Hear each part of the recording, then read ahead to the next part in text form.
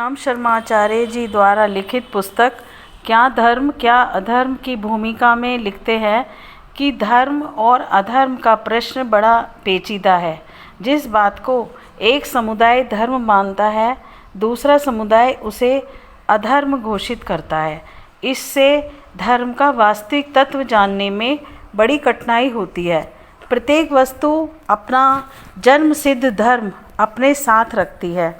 ईश्वर प्रदत्त जन्मजात स्वभाव को धर्म कहते हैं। इस प्रकार उनके अनुसार धर्म शब्द नाना अर्थों में व्यवहृत होता हुआ दार्शनिक दृष्टि से भी धर्म का अर्थ स्वभाव ठहराता है। जैसे अग्नि का धर्म गर्मी है, अर्थात अग्नि का स्वभाव उष्णता है। मछली का प्रकृति धर्म जल में रहना है, सिंह स्वभाव से मांसाहारी है।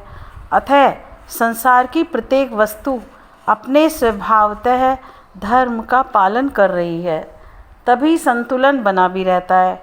परंतु आज मनुष्यकृत रीति रिवाजों, मजहबों, प्रथाओं को धर्म का नाम दिया जाता है, जबकि ये सब तो व्यवस्थाएं हैं जो वास्तविक धर्म से ऊपर है। धर्म का अर्थ अर्थात स्वभाव ईश्वर प्रदत्त है, जो प्रत्येक योनि में जैसी शिक्षा प्राप्त करनी होती है वैसी ही मर्यादा चारों ओर से खींची चली आती है। तत्व वक्ताओं के अन्वेषण से जानकारी लेकर वे निष्कर्ष देते हैं कि मानव प्राणी सच्चिदानंद की उपासना में हर घड़ी लगा रहता है। वह इसे ही अपना धर्म कर्तव्य बताते हैं। सत का अर्थ है अस्तित्व, चित्त का अर्थ ज्ञान और आनंद का अर्थ सुख है, अर्थात शरीर व मन का सुख प्राप्त करने, आत्मरक्षा, अपने को सबके सामने प्रकट करने, बड़प्पन पाने, समूह इकट्ठा करने, गुप्त विषयों को जानने, विपरीत योनि से घनिष्ठता रखने, साहस करने की इच्छाओं जैसे 8 कार्यों में प्रेरित होकर ही मनुष्य अनेक प्रकार के कार्य करता है। वे अपने पाठकों को समझाते हैं कि जब मनुष्य अपने स्वाभाविक धर्म का पालन कर रहे हैं और सच्चिदानंद की उपासना में ही तत्पर है, तो फिर पाप पुण्य का, उचित अनुचित व भले बुरे का भेद क्यों है? किन्हीं कार्यों को धर्म और किन्हीं को अधर्म क्यों कहा जाता है? पापी व पुण्यात्मा का भेद क्यों किया जाता है? तब वे उन कर्मों का तात्विक भेद कर विवेचना करते हुए दिखते हैं कि कर्म तो एक ही है, पर व्यवस्था में अंतर आ जाने से रूप बदल जाता है। परोपकार के लिए, धर्म कार्य के लिए यदि विवेकपूर्ण होकर चोरी, ठगी, झूठ, छल का भी आश्रय लेना पड़े तो वह अधर्म नहीं है। अस्तु कर्म भले या बुरे नहीं हैं बताकर वे यह समझाते हैं कि उनका प्रयोग भले या बुरे में करने पर वह पाप या पुण्य बन जाते हैं। इसी पाप पुण्य की परिभाषा करने में आज हजारों धर्म निर्मित हो चुके हैं। महाभारतकार का मत इस संबंध में वे अधिक बुद्धि संगत बताते हैं कि परोपकाराय पुण्याय पापाय परपीड़नम।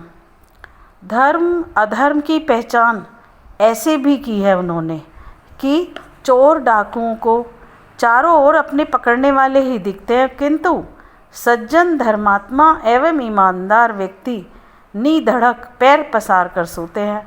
उन्हें आत्मिक शांति का अनुभव होता है। वह पापियों का कलेजा हर घड़ी कांपता रहता है। स्वार्थी को भी अधर्मी बताते हुए कहा है उन्होंने कि स्वार्थी मनुष्य कुछ भौतिक वस्तुएं इकट्ठी करने पर भले ही मालदार दिखते हों, पर वे असल में बहुत घाटे में रहते हैं। दूसरों की चीज़ें लेकर वह इतराते तो हैं, पर उसकी सारी मानसिक सुख शांति नष्ट हो जाती है। जो परमार्थ में, त्याग में, प्रेम व्यवहार बनाए रखते हैं, उन्हें किसी की घृणा, शाप आदि का नहीं, वरन आशीर्वाद व देवताओं का सद्भाव पुष्प वृष्टि के रूप में मिलता है। उनके द्वारा उत्तम समाज का निर्माण होता है। जैसे लोहे से शास्त्र रचना करने वाली लेखनी और हत्या करने वाली छुरी दोनों ही बन सकती हैं, वैसे ही कर्म का प्रयोग देखना पड़ता है कि किस रूप में हुआ है। परमार्थ भाव से कर्म योग करते हुए धर्मपरायणी बना जा सकता है। जैसे भूखा रहने से शरीर का ह्रास व अधिक खाने से पेट दर्द होता है, वैसे ही हर चीज़ की अति अधर्म है, मध्यम मार्ग अपनाने पर धर्म है। इसीलिए उन्होंने किसी अध्याय में धर्म का मर्म समझाया है, तो किसी में धर्म की प्रथाएं बताई हैं और किसी अध्याय में धर्म संकट समझाए हैं।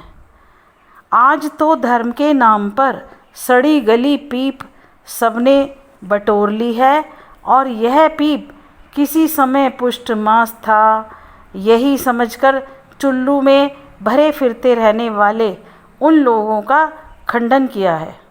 जो आज के लिए उपयोगी रीति रिवाज हैं, उन्हें ही स्वीकार करना सच्चा धर्म बताया है उन्होंने।